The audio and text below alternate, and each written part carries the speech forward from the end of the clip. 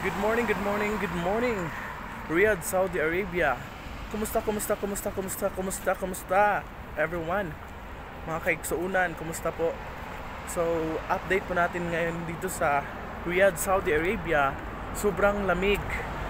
So, murag X nimo. Murag X ninyo pala. So, ito pala yung ano dito sa amin, malapit sa accommodation namin. So, naglakad ako ng konti kasi yung bus pala namin, yung hatid sundo namin na bus, pinapark doon sa medyo hindi naman kalayuan sa accommodation namin, kaya naglalakad ako.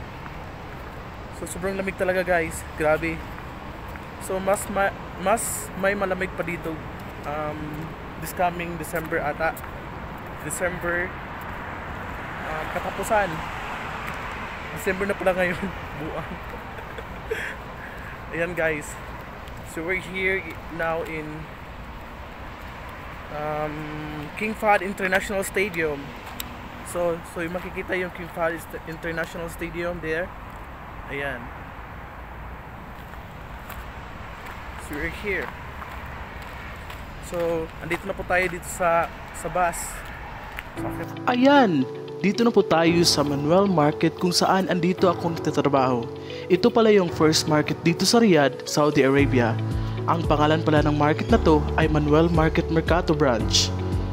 Sa makikita nyo, ang ganda ng setup kasi isa itong luxurious market na kung saan kadalasan ng mga customer dito ay may kaya sa buhay. Ito pala ang daily routine ko, maglinis ng shelves, products at magre-refill.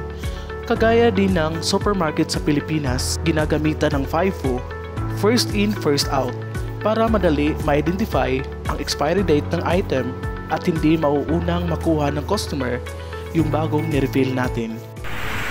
So yun, makikita nyo guys, ang daming mga sasakyan.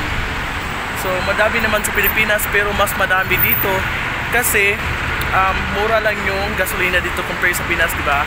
So tingnan yung mga sasakyan, ayan. So bihira ka lang makakita dito na nagmomotor, di ba? Oh, yan. Ayan, for today's video guys, pauwi na kami sa bahay kasi mag-aalas 5 na po dito guys. So madilim kasi malapit ng taglamig dito. So ito pala yung market na kung saan ako magtatrabaho, Manuel Market Riyadh. So ito yung baon ko. Ito yung palagi kong dinadala na baon para makatipid ako ng pera kasi wala pa kaming sahod hanggang ngayon.